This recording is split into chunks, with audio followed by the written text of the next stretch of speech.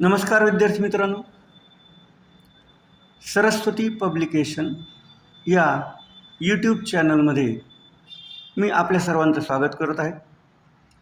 आज आपण इयत्ता 5वीसाठी म्हणजेच सेमी इंग्लिश आणि इंग्लिश मीडियम स्टेट बोर्ड या विद्यार्थ्यांसाठी असणारा सेकंड सेमिस्टर या परीक्षेची तयारी चांगली व्हावी याच्यासाठी असणारा सराव पेपर प्रश्नपत्रिका या ठिकाणी सोडवणार आहोत. तर विद्यार्थी मित्रांनो, आपल्या सर्वांना माहिती असेलच का सरस्वती पब्लिकेशन हे एक शैक्षणिक पब्लिकेशन आहे आणि या पब्लिकेशनच्या मार्फत विद्यार्थ्यांसाठी इयत्ता 5वी 6वी आणि 7वीच्या विद्यार्थ्यांसाठी अशा पद्धतीने प्रश्नपत्रिका संच उपलब्ध करून देण्यात आलेले आहेत, जे द्वितीय सत्र परीक्षेच्या तयारीसाठी अत्यंत उपयुक्त आहेत. हे प्रश्नपत्रिका संच अनुभवी शिक्षकाने परिश्रमपूर्वक तयार केलेले आहेत. याच्यामध्ये उत्तरे लिहिण्याची सोय आहे, विविध अपेक्षित प्रश्न प्रकारांचा समावेश, प्रश्नांची पुनरावृत्ती टाळलेली आहे, भरपूर लेखी सराव विद्यार्थ्यांचा होणार आहे, ज्याच्यामुळे त्यांना शाळेची वार्षिक परीक्षा जी आहे ती निश्चितच खूप सोपी जाईल आणि समाधानकारक त्यांना गुण मिळतील. याचबरोबर या चॅनलच्या माध्यमातून म्हणजेच सरस्वती पब्लिकेशन या चॅनलच्या माध्यमातून विद्यार्थ्यांना या मॉडेल क्वेश्चन पेपर सेटमधील ज्या काही प्रश्नपत्रिका आहेत या प्रश्नपत्रिकांचे आन्सर्स देखील मॉडेल आन्सर त्यांना कळावेत, योग्य उत्तरे काय असली पाहिजेत, मॅथमॅटिक्सच्या मेथड्स काय असल्या पाहिजेत याची माहिती विद्यार्थ्यांना व्हावी, घर बसल्या त्यांना प्रश्नपत्रिका सोडून पाहता याव्यात यासाठीचा हा एक चांगला प्रयत्न म्हणता येईल.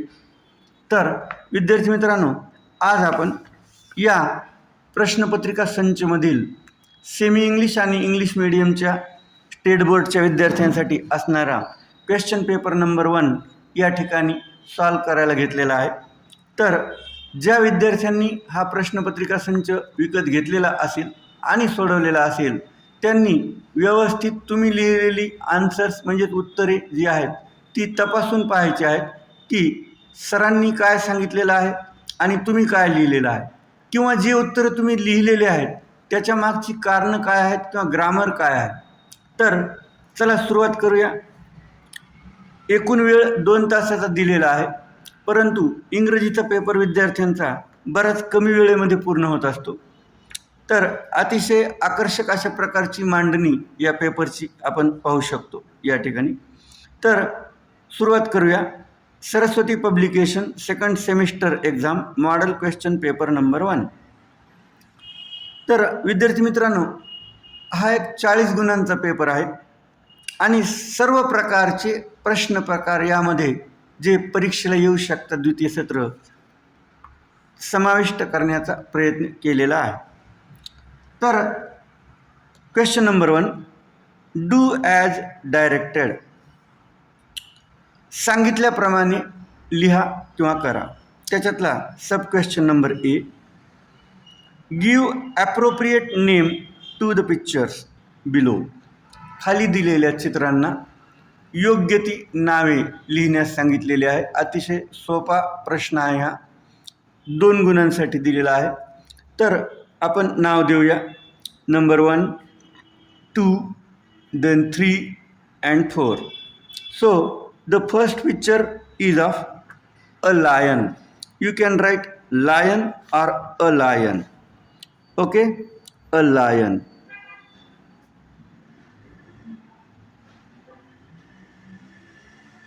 Then second picture is of a horse.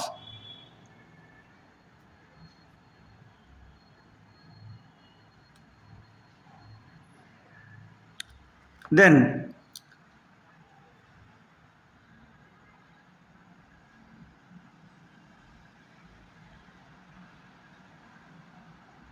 third picture of is a frog. Third picture is of a frog.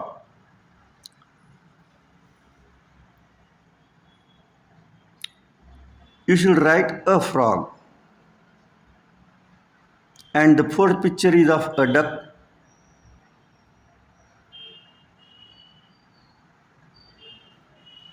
तर विद्यार्थी मित्रांनो, अशा रीतीने आपण क्वेश्चन 1A या ठिकाणी सॉल्व केलेला आहे. चला बी क्वेश्चनकडे वळूया. Fill in the blanks with AEIOU. तर AEIOU हे काय आहे? AEIOU हे स्वर आहेत, ज्यांना आपण मराठीत स्वर म्हणतो आणि इंग्लिशमध्ये आपण त्यांना व्हॉवेल्स म्हणतो. तर इंग्लिशमध्ये तुमच्या स्टँडर्डच्या 5th स्टँडर्डच्या विद्यार्थ्यांसाठी एवढं जरी लक्षात ठेवलं की AEIOU हे 5 स्वर म्हणजेच व्हॉवेल्स आहेत. आपल्याला यापैकी योग्य व्हॉवेलचा ब्लँक्समध्ये वापर करायचा आहे. तर स्पेलिंग पाहिल्यानंतर आपल्याला क्लिक झालं पाहिजे की यांच्यापैकी कोणतं योग्य लेटर ठरू शकते प्रत्येकासाठी. तर an ice cube, ice cube, I आपल्याला या ठिकाणी फिलअप करावं लागेल. An ice cube. My dress, DRESS dress. Then number 2 my dress. Number 3 इथं प्रिंट मिस्टेक आहे. नंबर 2 या ठिकाणी छापल्या गेलेला आहे, ते याला आपण 3 करून घेऊ. नंबर 3 ॲन अम्ब्रेल और अम्ब्रेला, UMBRELLA, अम्ब्रेल और umbrella, an umbrella. Then an owl, OWL, owl. तर विद्यार्थी मित्रांनो, या ठिकाणी आपण सगळे व्हॉवेल्स जे भरायला सांगितले होते AEIOU पैकी योग्य ते व्हॉवेल प्रत्येक ठिकाणी या ठिकाणी आपण फिलअप केलेलं आहे. पुढच्या प्रश्नाकडे वळूया. तर या ठिकाणी सी क्वेश्चन आहे, match the pairs of opposite words. तर अतिशय सोपा प्रश्न आहे. सगळ्या विद्यार्थ्यांना हा प्रश्न सोपा निश्चितच जाणार आहे, कारण की बेसिक वर्ड्स आहेत याच्यामध्ये. तर डे, नाईट आपल्याला बी ग्रुपमधून शोधून त्याच्यासमोर हे शब्द लिहायचे असतात. तर day and night opposite word, NIGHT, night. Then good, bad, BAD, bad. बऱ्याच विद्यार्थ्यांना तर बी ग्रुप पाहण्याची बऱ्याचदा आवश्यकता पडणार नाही. Down, up. Then sell, buy, BUY, buy, विकत घेणे. SELL, सेल म्हणजे विकणे. अपोजिट वर्ड्स आहेत. क्लीन, स्वच्छ, DIRTY, डर्टी. देन फुल म्हणजे पूर्ण भरलेला. एम्प्टी, रिकामा. तर अशा रीतीने आपलं पेज 1 या ठिकाणी पूर्ण झालेलं आहे.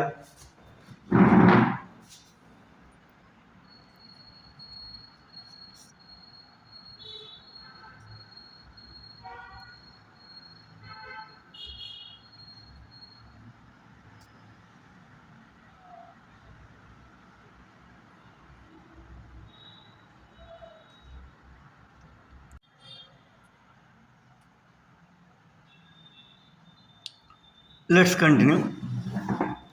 Page number 2. विद्यार्थी मित्रांनो, question D, question number 1, sub question number D आहे. या ठिकाणी change from singular to plural by adding ES, IES and VES. सामान्यतः कॉमन नाउन जे असते त्याला शेवटी यस लिहून आपण जास्त करून त्याचे प्लुरल फॉर्म लिहितो. जसं की girl, girls, book, books, pen, pens याप्रमाणे. परंतु या ठिकाणी जे प्लुरल फॉर्म्स सांगितलेले आहेत ते त्याचं एक एक्झाम्पल वर सोडून देखील दाखवलेलं आहे आणि आपण त्या पद्धतीने या ब्लँक्स कंप्लीट करायचे आहेत. Change from singular to plural by adding ES, IES and VES. म्हणजे एकतर शब्दाच्या शेवटी ES लिहून किंवा IES लिहून किंवा VES लिहून आपल्याला या दिलेल्या शब्दांचे प्लुरल फॉर्म्स लिहायचे आहेत किंवा अनेक वचनी रूपे लिहायची आहेत. तर बफेलो, बफेलोज इथं आपल्याला सहज समजू शकते. 5वीच्या विद्यार्थ्यांना अशाही प्रकारे एस, IES आणि VES लिहून देखील प्लुरल फॉर्म्स होतात हे समजावे यासाठी हा प्रश्न या ठिकाणी घेतलेला आहे. तर बफेलो शब्दाच्या शेवटी ओ आलेला आहे. ज्या कॉमन नाऊनच्या शेवटी व्हावेल येते आणि त्याच्या अगोदर कॉन्सनंट येते, म्हणजेच व्हावेल कॉन्सनंट व्हावेल अशा पद्धतीने सहसा 3 अक्षरांचा क्रम असतो. त्यावेळेस त्यांचे प्लुरल फॉर्म बनवताना शेवटी ES लिहून प्लुरल फॉर्म लिहिल्या जाते. म्हणजे या ठिकाणी दाखवल्याप्रमाणे बफेलोच्या शेवटी ES लिहून प्लुरल फॉर्म लिहिलेले आहेत, दाखवलेले आहे. त्याच पद्धतीने बाकीचे जे 2 शब्द आहेत त्याच्या खालोखाल दिलेले हिरो आणि पटॅटो, तर यांचेही प्लुरल फॉर्म लिहिताना वरीलप्रमाणेच HEROES हिरोज ES लिहून प्लुरल फॉर्म बनवले. तसेच फोटो फोटो नाही आहे हा शब्द, पटॅटो आहे, तर POTATOES. विद्यार्थी मित्रांनो, चुकून मी फोटो म्हटलं, पण त्याच्या सोबत फोटो म्हटल्यामुळे फोटोबद्दलही मी थोडंसं बोलतो. फोटो हा शब्द असा आहे की ज्याच्या शेवटी फोटो हा शब्द असा आहे की ज्याच्या शेवटी ओ जरी आलं तरी नियमाला जसे काही अपवाद असतात त्या अपवादानुसार PHOTOES न लिहिता फक्त S लिहून याचे प्लुरल फॉर्म लिहिल्या जाते. काही शब्द नियमाला अपवाद असतात, त्यापैकी फोटो एक आहे. योगायोगाने सहज माझ्या तोंडून फोटो निघालं म्हणून तुम्हाला तेही समजावून सांगितलं. पुढे जाऊया. काही शब्दांच्या शेवटी Y आल्यास, Y येऊन त्याच्या अगोदर व्यंजन आल्यास, Y येऊन त्याच्या अगोदर व्यंजन म्हणजेच consonant. AIOU are 5 vowels and the rest are consonants, उरलेली व्यंजने म्हणून ओळखल्या जातात. तर शेवटी Y येऊन, कॉमन नाऊनच्या शेवटी Y येऊन त्याच्या अगोदर कॉन्सनंट म्हणजेच व्यंजन आल्यास कशा पद्धतीने त्यांचं प्लुरल फॉर्म लिहिलं जाते हे या ठिकाणी सांगितलेलं आहे की Y जो आहे त्याचा लोप होतो, त्याला काढून टाकायचं आणि शेवटी IES अशी 3 अक्षरे लिहून त्याचा प्लुरल फॉर्म लिहिला जातो. तर अगोदर हे 2 कंप्लीट करून घेऊया. तर फ्लाय म्हणजे घरमाशी, हाऊस फ्लाय ज्याला आपण म्हणतो फ्लाय. तर त्याच पद्धतीने Y निघून जाईल, FLY निघून जाईल आणि मग पुढे IES लिहून त्याचे प्लुरल फॉर्म आपण बनवले फ्लाईज. अनेक घरमाशा किंवा माशा असं त्याचा अर्थ होतो. बेबी लहान मूल, शेवटी Y आलेलं आहे, त्याच्या अगोदर कॉन्सोनंट B आलेला आहे. AIOU पैकी व्हावेल आलेलं नाही आहे. व्हावेल आलेला असेल तर काय हे तुम्हाला लगेच सांगणार आहे, पण इथे तिन्ही ठिकाणी तुम्हाला वायच्या अगोदरचं लेटर जे आहे ते कॉन्सोनंट त्या ठिकाणी पाहायला मिळेल, म्हणजेच व्यंजन पाहायला मिळेल. बेबीमध्ये शेवटी Y येऊन अगोदर B म्हणजेच कॉन्सोनंट आलेला आहे, व्यंजन आलेलं आहे. तर याच पद्धतीने BAB Y निघून जाईल आणि IES अशी 3 अक्षरे लिहून आपण त्याचं प्लुरल फॉर्म बनवणार आहोत. तर विद्यार्थी मित्रांनो, या ग्रुपमध्ये बसणार नाही परंतु नेहमी वापरातला एक शब्द आहे तो या ठिकाणी मी तुम्हाला दाखवणार आहे. जसं की याच ग्रुपमध्ये आहे असं भासणारा BOY, फक्त त्याच्यातलं वेगळे पण सांगतो. शेवटी Y आलेला आहे पण त्या अगोदरचं जे लेटर आहे O ते कॉन्सनंट नसून व्हावेल आहे, याला आपण स्वर असे म्हणतो. शेवटी Y येऊन त्या अगोदर जर स्वर आलेला असेल म्हणजेच AEIOU पैकी एखादं लेटर आलेलं असेल तर साध्या पद्धतीने फक्त BOYS बॉईज फक्त यस लिहून त्याचं अनेक वचन आपण लिहितो. आणि वर पाहिल्याप्रमाणे या ठिकाणी जसं बेबी आहे BABY बेबी, तर शेवटी Y येऊन त्याच्या अगोदर कॉन्सनंट व्यंजन आलेलं असेल तर BABY काढून IES अशी 3 अक्षरे लिहिलेली आहेत. बॉयला मात्र वाय तसेच कायम ठेवून शेवटी फक्त यस लिहून साध्या प्लुरल बनवतो, त्या पद्धतीने यस लिहून त्याचे अनेक वचन प्लुरल फॉर्म लिहिलेले आहेत. यानंतर आपण पुढच्या ग्रुपकडे वळणार आहोत. उल्फ, उल्स इथंच सांगितलेलं आहे. याच्यातून एक नियम आपल्याला लक्षात घ्यायचा आहे. ज्या कॉमन नाउनच्या सिंग्युलर फॉर्मच्या शेवटी एफ किंवा एफ ई ही अक्षरे असतील, एफ किंवा एफ ई, एफ और एफ ई, ई एफ नाही, एफ और एफ ई ही अक्षरे असतील तर त्यांचे प्लुरल फॉर्म बनवताना बघा इथं तोच नियम लागू होईल. एफ किंवा एफ ई, इथं एफ आहे शेवटी, इथे एफ ई आहे. तर याच्यासाठी काय रूल लक्षात घ्यायचा आहे. जर सिंग्युलर फॉर्मच्या कॉमन नाउनच्या सिंग्युलर फॉर्मच्या शेवटचं लेटर एफ किंवा एफ ई असेल तर जे एफ किंवा एफ ई आहे ते काढून टाकावे, त्याचा लोप होतो. आणि शेवटी व्ही ई एस लिहून त्याचे अनेक वचन लिहिल्या जाते. म्हणजे काय तर या ठिकाणी एल ओ ए एफ काढून टाकलं, एफ काढून टाकून व्ही ई एस लिहावे, L O A V E S loaves. त्याच्यानंतर knife, K N I F E knife, F E ही दोन अक्षरे काढून टाकायची आहेत. K N I F E काढून टाकलं, व्ही ई एस वर दाखवल्याप्रमाणे व्ही ई एस लिहून त्याचे अनेक वचन लिहावे. या पद्धतीने हा प्रश्न आपण पूर्ण केलेला आहे. Question number 2, read the passage and answer the following questions. विद्यार्थी मित्रांनो, अशा प्रकारचा कोणताही पॅसेज दिलेला असेल आणि त्यावर आधारित क्वेश्चन्स जर त्याखाली दिलेले असतील तर विद्यार्थ्यांनी तो पॅसेज खूप काळजीने किमान 2 वेळा वाचावा आणि त्यानंतरच प्रश्नोत्तरे त्यामध्ये शोधून लिहिण्याचा प्रयत्न करावा. यामध्ये आपण पॅसेज वाचूया. One day a man came to that corner. He saw Jai Kishan carving the Devduta.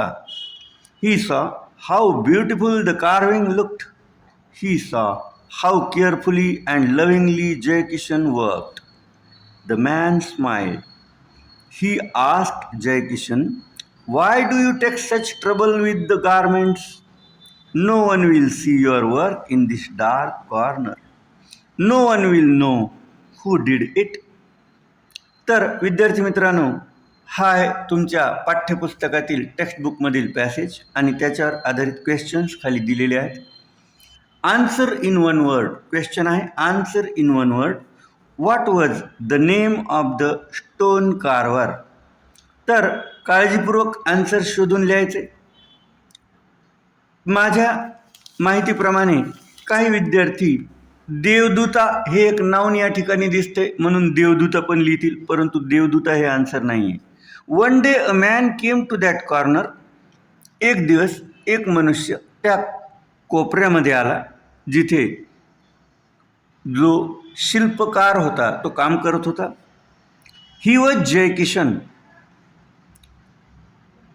Carving the devduta. He saw Jai Kishan. तो जो माणूस आला होता त्याने, ही म्हणजे तो जो कॉर्नरमध्ये आला, सॉ म्हणजे पाहिले. काय पाहिले? जय किशन कार्विंग द देवदूता. जय किशन जी व्यक्ती त्या ठिकाणी कोरीव काम करत होती, शिल्पकला करत होती, तिचं नाव जय किशन. तो एक देवदूता किंवा देवदूत जो आहे तो दगडामध्ये कोरण्याचं काम करत होता. What was the name of the stone Carver. त्या दगडामध्ये मूर्ती कोरण्याचं काम करणाऱ्या व्यक्तीचं नाव विचारलेलं आहे आणि ते आपल्याला लिहायचं आहे जय किशन. तर आन्सर इन वन वर्ड असल्यामुळे आपल्याला फक्त एका शब्दात उत्तर लिहायचं आहे. तर आपलं आन्सर असलं पाहिजे JAIKISHAN, Jai Kishan. Next question, where did he carve devduta or devdut. त्याने देवदूत कोणत्या ठिकाणी, वेअर म्हणजे कोठे, कोठे त्या ठिकाणी कार्विंग केलं होतं किंवा शिल्पकला करून देवदूत कुठे त्या ठिकाणी कोरला होता. तर या ठिकाणी उत्तर खाली आपल्याला पाहायला मिळेल की no one will see your work in this dark corner. या अंधाऱ्या काळोखामध्ये तुझं काम कुणालाही देखील दिसणार नाही किंवा या ठिकाणी पाहायला मिळणार नाही, लक्ष जाणार नाही. डार्क कॉर्नर असल्यामुळे असं पाहायला आलेली व्यक्ती जय किशनला उद्देशून बोलते. याचा अर्थ ती जागा कोणती होती ज्या ठिकाणी देवदूत कोरल्या गेला होता? तर ती जागा होती dark corner. Where did he carve devduta? खरं तर प्रश्न या ठिकाणी आणखीन थोडा वाढवून परीक्षेला बऱ्याचदा विचारला जातो. Answer in one word or one phrase. अशा प्रकारचा प्रश्न विचारला जाऊ शकतो. वन वर्ड और वन फ्रेज म्हणजे एका शब्दात किंवा शब्दसमूहात उत्तर लिहा. जर वन फ्रेज असं असेल प्रश्नामध्ये तर तुम्ही निश्चितच डार्क कॉर्नर अशा पद्धतीने आन्सर लिहायला पाहिजे. Where did he carve devduta? He carve devduta in dark corner. In dark corner. परंतु एका शब्दात जर लिहायचं असेल तर फक्त कॉर्नर. परंतु या प्रश्नाचं उत्तर जे आहे ते वन फ्रेजमध्ये लिहायला पाहिजे असं मला वाटते. In dark corner. हे दोन्ही आन्सर्स बरोबर गृहीत धरल्या जातील. पुढे who came to that corner one day what did he see? Who came to that corner one day what did he see? त्यांनी काय पाहिले? तिथे कोण आले कॉर्नरमध्ये आणि त्यांनी काय पाहिले? अगदी फर्स्ट लाईनमध्ये या ठिकाणी आपल्याला त्याचा आन्सर पाहायला मिळेल. One day a man came to that corner. Who came to that corner? Who came to that corner या प्रश्नाचा आन्सर आहे one day a man came to that corner. And what did he see? त्यांनी काय पाहिले? जर काळजीपूर्वक तुम्ही पाहिलं तर लगेच दुसरं सेंटेन्स जे आहे ते पण त्या ठिकाणी आन्सर आहे. He saw Jai Kishan carving the devduta. He saw how beautiful the carving looked. He saw how carefully and lovingly Jai Kishan work. हे सर्व लिहिण्याची आवश्यकता नाही. तर या ठिकाणी फक्त पहिल्या 2 ओळी लिहिल्या तरी पुरेशा आहेत. One day a man came to that corner. Who came to that corner? One day नाही लिहायची आवश्यकता. Who came to that corner? One day आहे, याच्यात वन डे क्वेश्चनमध्ये वन डे आहे म्हणून आपण वन डे घ्यायला हरकत नाही. One day. वन डे पॅसेजमध्ये पाहून आपल्याला आन्सर लिहायचा आहे. One day a man came to that corner.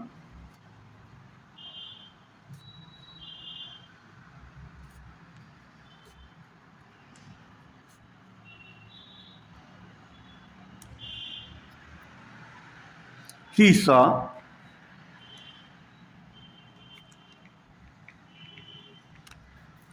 saw Jay Kishan. He saw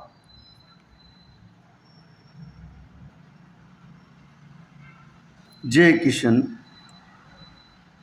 carving the Devduta.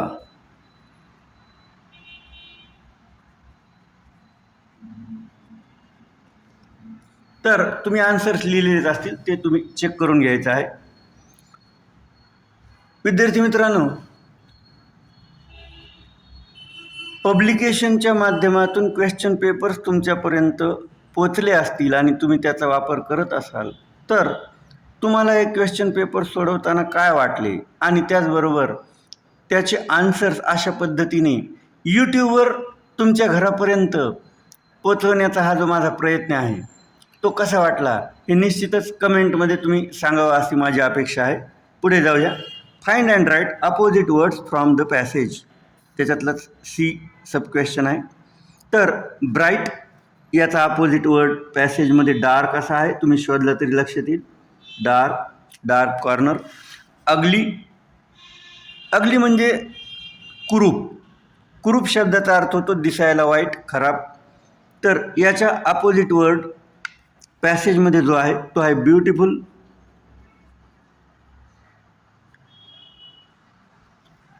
त्यानंतर डी सब क्वेश्चन आहे.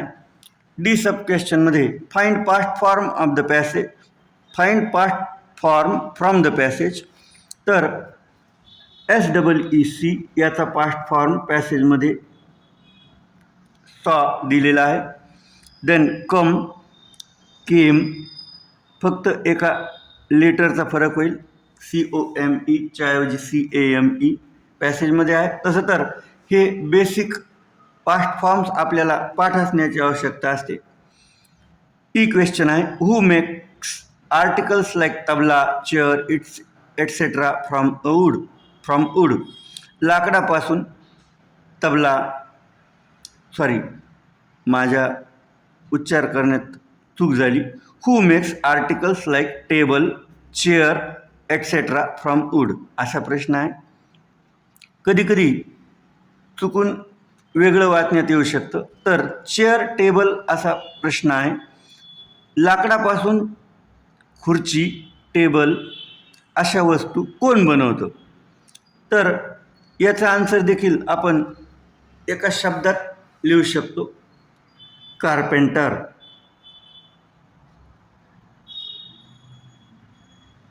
कार्पेंटर किंवा पूर्ण वाक्यात लिहायचं असेल तर carpenter makes articles like table, chair, etcetera from wood.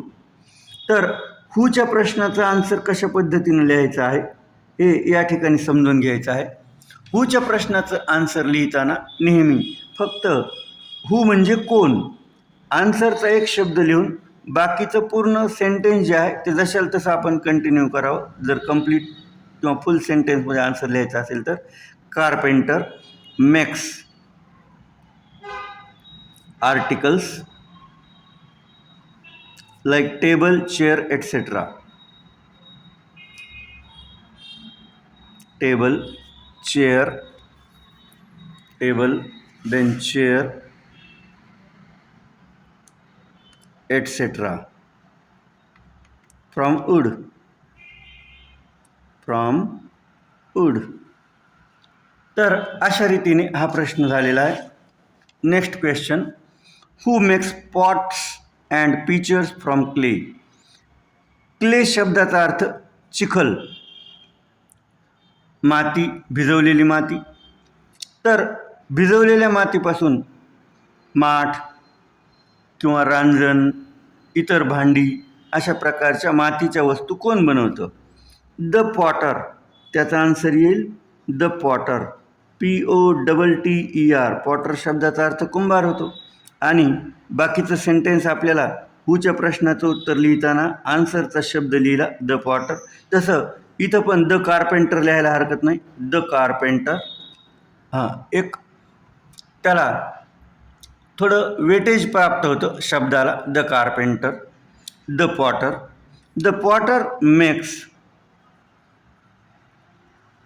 Pots and pictures म्हणजे रांजण,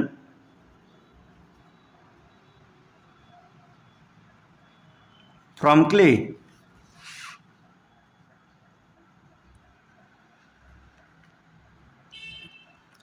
तर अशा रीतीने पेज 2 या ठिकाणी आपण पूर्ण केलेलं आहे आणि पेज 3ला लगेच सुरुवात करत आहोत. तर पेज 3वर आपल्याला या ठिकाणी एक पोयम दिलेली आहे, the wind. Read stanza given below and answer the questions. The wind, I saw the different things you did but always you yourself you हिड. I felt you push, I heard you call, I could not see yourself at all. O wind, a blowing all day long, O wind, that sings so loud a song. तर विद्यार्थी मित्रांनो, ही जी poem आहे या पोयमवर आधारित आपण या ठिकाणी क्वेश्चन्सचा अभ्यास करणार आहोत. तर रीड स्टांझा, त्यानंतर questions, what is the name of the poet. विद्यार्थी मित्रांनो, याच क्वेश्चन पेपर सेटमध्ये मागच्या बाजूला स्टेट बोर्ड इंग्लिश मीडियमच्या विद्यार्थ्यांसाठी देखील क्वेश्चन पेपर्स आहेत. सध्या आपण जो क्वेश्चन पेपर सॉल्व करत आहोत तो सेमी इंग्लिश आणि मराठी माध्यमाच्या विद्यार्थ्यांनी जरी पाहिला तरी चालेल, कारण की त्यांच्या टेक्स्टबुकवर आधारित हा क्वेश्चन पेपर आहे. What is the name of the poet? तर पोयम आणि पोएट लक्षात ठेवा नेहमी. वरच्या बाजूला पोयम कवितेचे नाव वर दिलेले असते पोयम, आणि पोएट खालच्या बाजूला पोएट कवी किंवा कवयित्री ज्याने ही पोयम रचलेली आहे त्या व्यक्तीचे नाव खाली दिलेले असते. तर प्रश्न दोन्ही पद्धतीने विचारला जाऊ शकतो किंवा दोन्ही गोष्टींसाठी विचारला जाऊ शकतो. What is the name of the poem? जर इथं पोयम आलं तर आपल्याला द विंड लिहावं लागेल. What is the name of the poet? Poet विचारलेला आहे तर आपल्याला लिहायचे Robert Louis Stevenson. What is the name of the poet? तर फुल सेंटेन्समध्ये आपण लिहिण्यासाठी हेल्पिंग व्हर्ब जे आहे किंवा व्हर्ब जे आहे इज, त्याच्या नंतरच्या शब्दापासून सुरुवात करू शकतो किंवा करायला हवी. The name of the poet, इजला पुन्हा घ्यायचं आहे आपल्याला वाक्यामध्ये. जर नुसतं नेम लिहिलं तर ते लिहिलं जाईल रॉबर्ट लुईस स्टीव्हन्सन. स्टँडर्ड 5च्या विद्यार्थ्यांनी एवढं जरी लिहिलं तरी ते बरोबर आहे, पण फुल सेंटेन्समध्ये कसं लिहिता येईल ते मी तुम्हाला या ठिकाणी सांगत आहे. तर the name of the poet is Robert Louis Stevenson. Robert, then Lewis,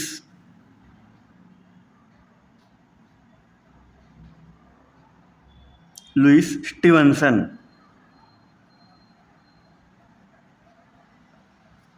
अशा पद्धतीने पूर्ण वाक्यातही आपण आन्सर लिहू शकतो किंवा नुसतं नाव लिहिलं तरी चालेल. Then can you see the wind? काय तुम्ही वारा पाहू शकता का? हा एक व्हर्बल क्वेश्चन आहे. व्हर्बल क्वेश्चनचे आन्सर लिहिताना यस नो टाईपमध्ये लिहिले जाते. Can you see the wind? तर आपण वारा पाहू शकतो का? तर आन्सर आहे नो. यस नो टाईपमध्ये लिहिले जाते. नो. एकतर आय कांट लिहू शकता, तुम्हाला विचारलेला प्रश्न आहे. No I can't. ज्या वर्बने सुरुवात झालेली आहे तेच वर्ब पुन्हा आन्सरमध्ये सहसा आले पाहिजे. म्हणून नो आय कांट किंवा नो वी कांट आपण कोणीच पाहू शकत नाही, म्हणून आय किंवा वी दोन्ही आन्सर्स बरोबर ठरतील.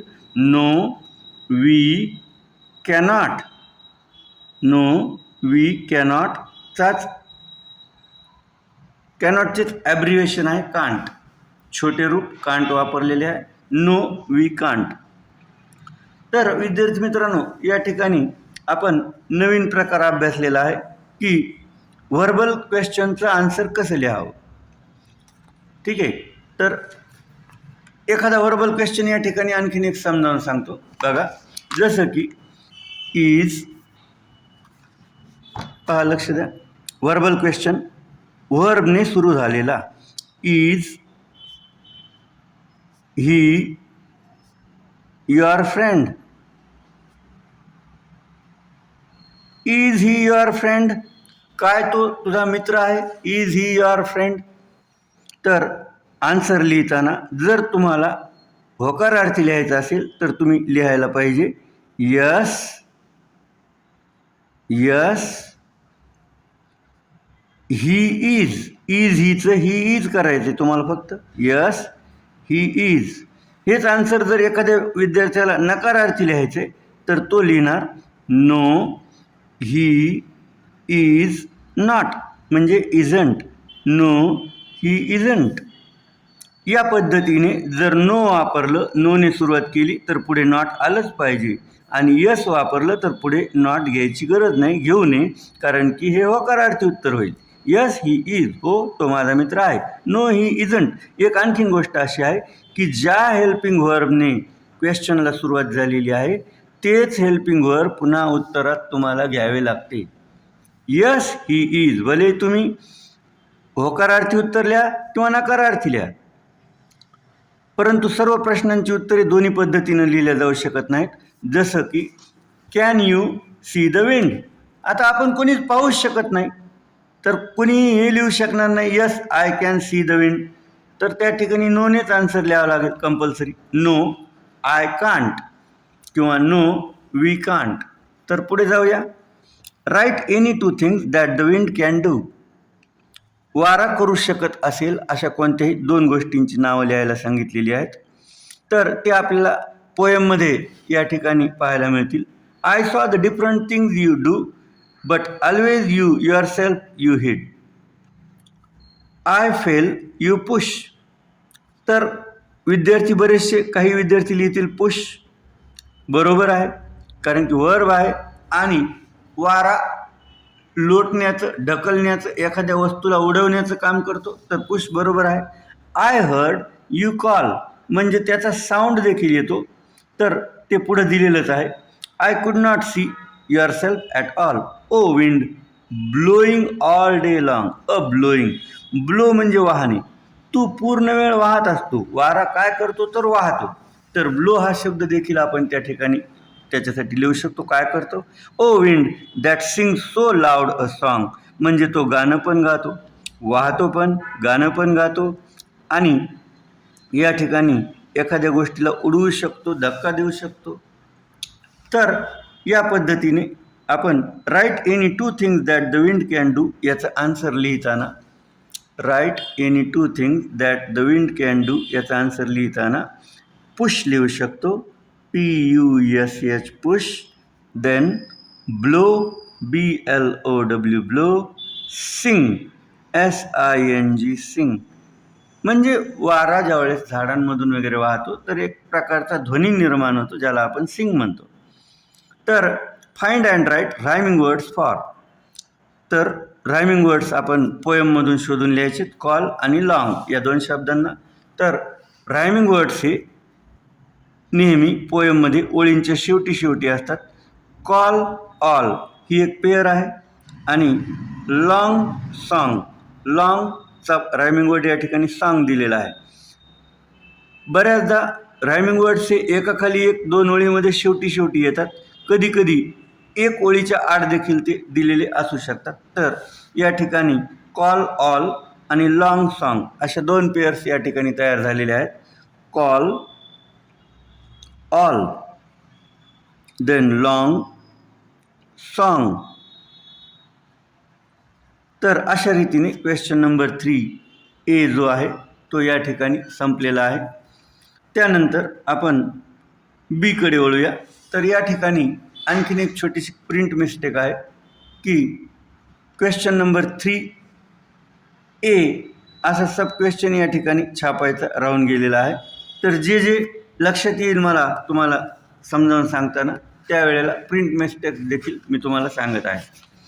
तर choose the correct word and complete the story. विद्यार्थी मित्रांनो,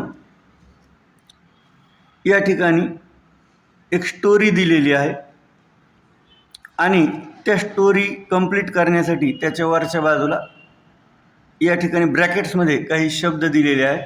तर त्या शब्दांचं रीडिंग आपण या ठिकाणी अगोदर करूया. ह्या शब्दांचाच वापर करून ही स्टोरी जी की तुमच्या टेक्स्टबुकमधली आहे ती कंप्लीट करायची आहे. तर विलिजर्स म्हणजेच खेडेगावात ग्रामीण भागात राहणारे लोक. पनिश शिक्षा करणे, शिक्षा देणे. टर्टल कासव. स्वॅम स्विमचा पास्ट टेन्स आहे. पोहला पोहून गेला. आणि रिव्हर नदी. तर हे यापैकी योग्य शब्दांचा वापर योग्य ठिकाणी आपल्याला ब्लँक्समध्ये करून हे कंप्लीट करायची स्टोरी. तर बघूया, आपण स्टोरी वाचूया अगोदर. Once some villagers caught a. Caught म्हणजे पकडणे. काय पकडलं तर यांच्यापैकी योग्य शब्दाचा वापर करायचा झाल्यास आपण टर्टलची निवड करणार आहोत. पहिल्या ब्लँकमध्ये 1 नंबरला टर्टल हा शब्द आपण लिहू शकतो. एकदा ग्रामीण भागातल्या लोकांनी किंवा खेड्यातल्या लोकांनी एक कासव शेतात पकडला. Caught a turtle in the field. Field म्हणजे शेत. Caught a turtle. caught a turtle in the field and took him to their chief. chief म्हणजे गावाचा प्रमुख, मुखिया. तर खेड्यातल्या लोकांनी एका कासवाला शेतात पकडले आणि आपल्या गावाच्या प्रमुखाकडे, मुखियाकडे घेऊन गेले. आणि म्हटले you must dash dash this thief. Thief म्हणजे चोर. त्यांनी कासवाला चोर ठरवून टाकलं की हा आपल्या शेतांमध्ये घुसतो आणि झाडांची पानं वगैरे खातो किंवा वनस्पती खातो, पीक खातो आपलं, तर हा एक चोरच आहे आपल्यासाठी, असं म्हणून त्यांनी मुखियाला किंवा प्रमुखाला त्या ठिकाणी तक्रार केली. You must dash dash this thief. या चोराला तुम्ही नक्कीच काय केलं पाहिजे, तर शिक्षा दिली पाहिजे, पनिश केलं पाहिजे. You must punish this thief, they said. Oh no said the turtle. टर्टलने हे ऐकलं की गावकरी आपली तक्रार करत आहेत. प्रमुखाने काही बोलण्या अगोदरच टर्टलने त्या ठिकाणी बोलायला सुरुवात केली. Oh no said the turtle, please don't throw me back in the dash dash. कृपया आम्हाला पुन्हा त्या ठिकाणी फेकू नका. तर oh no said the turtle, please don't throw me back in the dash dash. कृपया मला पुन्हा वापस कशात फेकू नका. या ठिकाणी काही शब्द आहेत, विलेजर्स, स्वॅम, रिव्हर म्हणजे नदी. कृपया मला पुन्हा नदीत फेकू नका. आणि त्यांनी असं दाखवण्याचा प्रयत्न केला की बाबा मला नदीत जाण्याची भीती वाटते, काही कारणाने मला नदीत पुन्हा फेकू नका, अशी मी तुम्हाला विनंती करत आहे.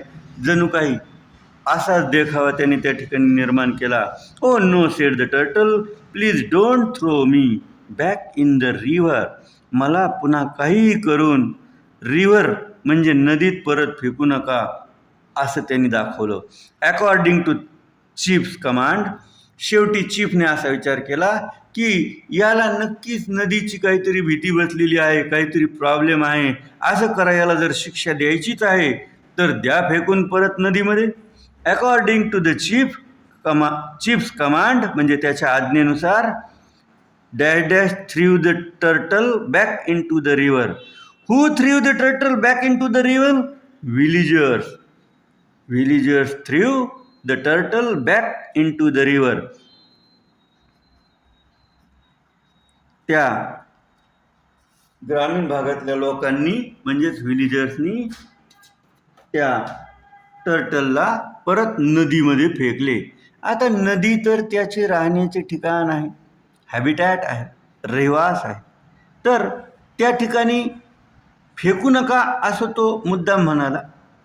एक प्रकारे या ठिकाणी टर्टलने आपल्या बुद्धीचा वापर करून आपली सुटका करून घेतलेली आहे.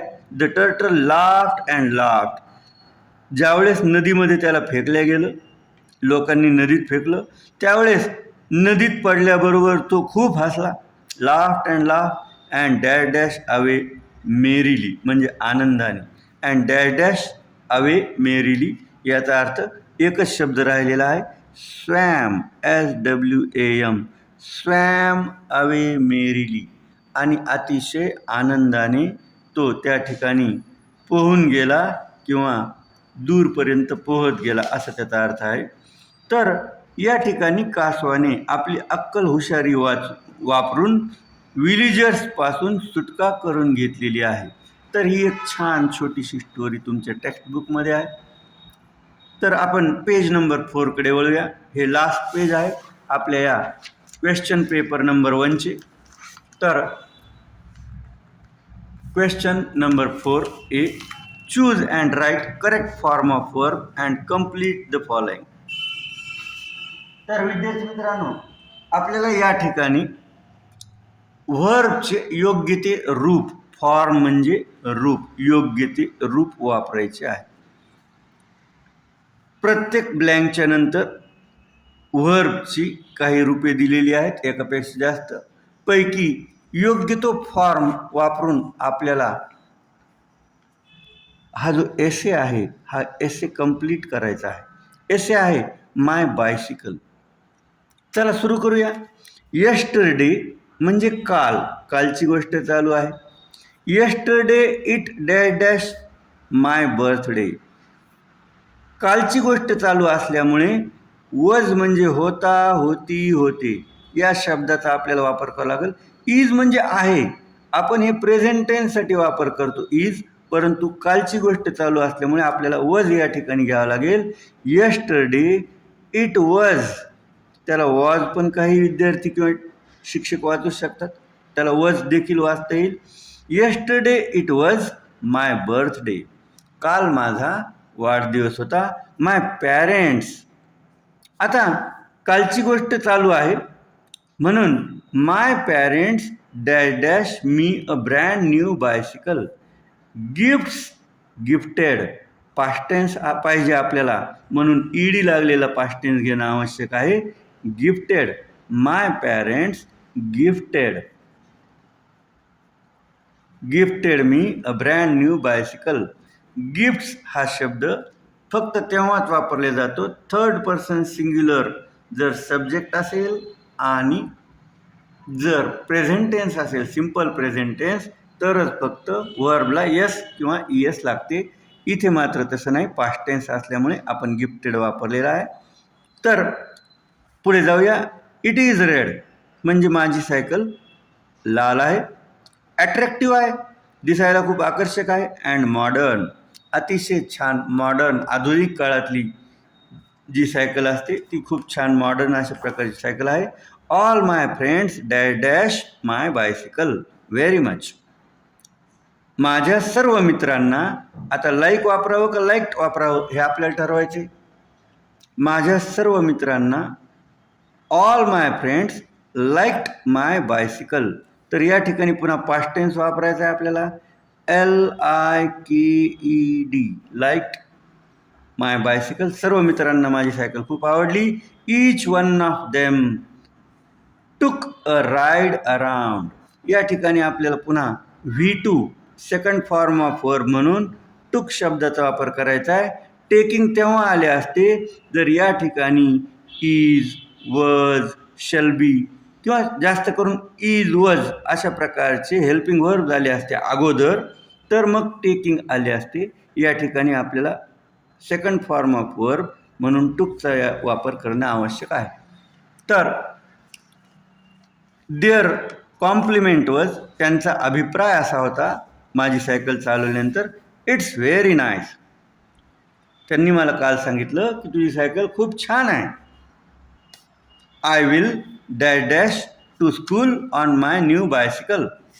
I will go went goes, यामधील आता आपल्याला पास्ट टेन्स वापरायचा नाही आहे. आय विल, शल और विल हे जे दोन शब्द असतात ते फ्युचर टेन्स दाखवतात आणि शल विलच्या समोर नेहमी लक्षात ठेवण्याची गोष्ट आहे शल, SHALL शल, इथं बाजूला लिहितो, त्याला आपण शाल पण बऱ्याचदा वाचन करतो.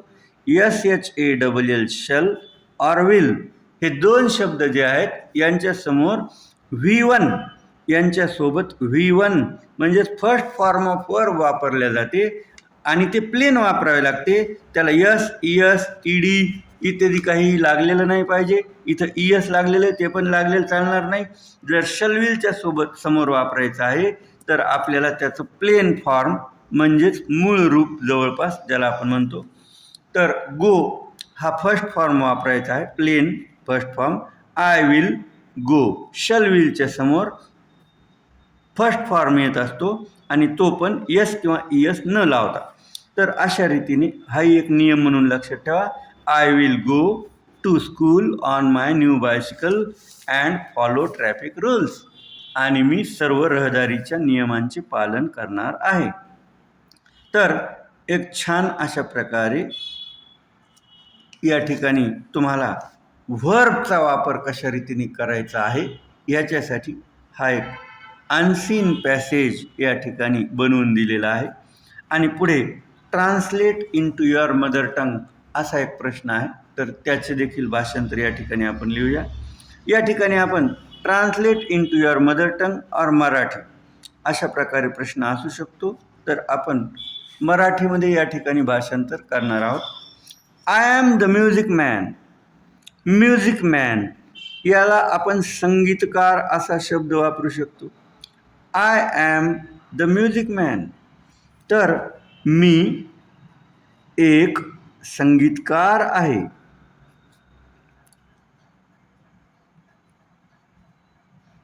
मी एक संगीतकार आहे. या ठिकाणी वादक शब्दाच्या ऐवजी संगीतकार हा शब्द वापरलेला अधिक चांगला. तुम्ही जर संगीतकारच्या ऐवजी विद्यार्थ्याने एखाद्या वादक शब्दाचा वापर केला तरीही चालेल, परंतु जास्त बरोबर संगीतकार, म्युझिकमॅन. पुढे जाऊया. I come from far away. मी खूप दूरहून आलेलो आहे.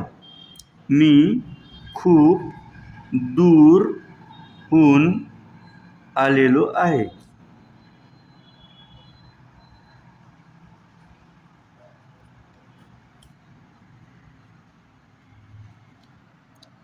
And I can play. आणि मी वाजवू शकतो. इथं प्लेचा अर्थ खेळणे असा न घेता एखादं वाद्य वाजवणे या अर्थाने प्लेचा अर्थ घ्यायचा आहे. आणि मी वाजवू शकतो. आणि मी वाजवू शकतो.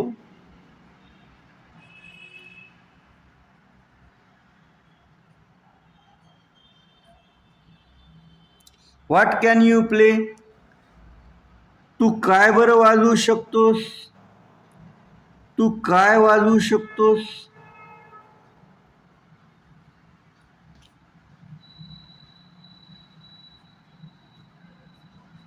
हा इतर कुणीतरी विचारलेला प्रश्न आहे. I play the tabla. मी तबला हे जे वाद्य आहे ते वाजवतो. मी तबला वाजवतो. तर अशा रीतीने या ठिकाणी आपण हे जे ट्रान्सलेशन आहे हे पूर्ण केलेले आहे. बघा. I am the music man. मी एक संगीतकार आहे. मी एक वादक आहे असे लिहिलं तरी चालेल. I come from far away. मी खूप दुरून आलेलो आहे. And I can play. आणि मी वाजवू शकतो. विद्यार्थ्यांना प्ले शब्दाचा अर्थ कळावा. दुसरेही विद्यार्थी मित्रांनो, इंग्रजी भाषेमध्ये एका शब्दाचे अनेक अर्थ होत असतात, निघू शकतात. म्हणून आपण ही गोष्ट लक्षात घ्यायची की आपण लहानपणापासून PLAY प्ले म्हणजे खेळणे असा अर्थ पाठ केलेला असतो. इथं प्ले म्हणजे एखादं वाद्य वाजवणे असा देखील अर्थ होतो. तर व्हॉट कॅन यू प्ले. काय वाजवू शकतोस. तू काय वाजवू शकतोस. I can play tabla. मी तबला वाजवू शकतो. तर जर आपण आणखीन खाली सरकलो तर आपल्या असं लक्षात येईल की आपला क्वेश्चन पेपर नंबर 1 जो आहे तो या ठिकाणी संपलेला आहे, पूर्ण झालेला आहे. तर विद्यार्थी मित्रांनो, साधारणतः हा 40 मार्क्सचा जो क्वेश्चन पेपर नंबर 1 आहे, सेमी इंग्लिशच्या विद्यार्थ्यांसाठी असणारा 40 मार्क्सचा जो क्वेश्चन पेपर नंबर 1 आहे, हा एक सुमारे आपण 50 ते 55 मिनिटांमध्ये मी तुम्हाला समजावून सांगून लिहून कंप्लीट झालेला आहे. विद्यार्थ्यांनी जर फक्त सोडवायचं म्हटलं तर होऊ शकतं त्यांचा एक 45 मिनिटांमध्येच हा पेपर पूर्ण होईल. पण तुम्ही पेपर सोडवताना जे तुमचं अक्षर आहे ते छान असलं पाहिजे. विचार करून उत्तरे लिहा. खाडाखोड करूच नका. एखादा शब्द तुम्हाला कमी करायचा असेल, बदलायचा असेल तर त्या ठिकाणी खाडाखोड न करता फक्त एक तिरकी रेष त्याच्यावर ओढून बाजूला तुमचं उत्तर पुन्हा नव्याने लिहू शकता.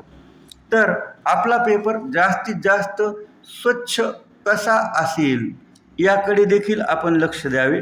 अक्षर टीचरला व्यवस्थित छान समजले पाहिजे अशा पद्धतीने आपला पेपर आपण सोडवायचा असतो.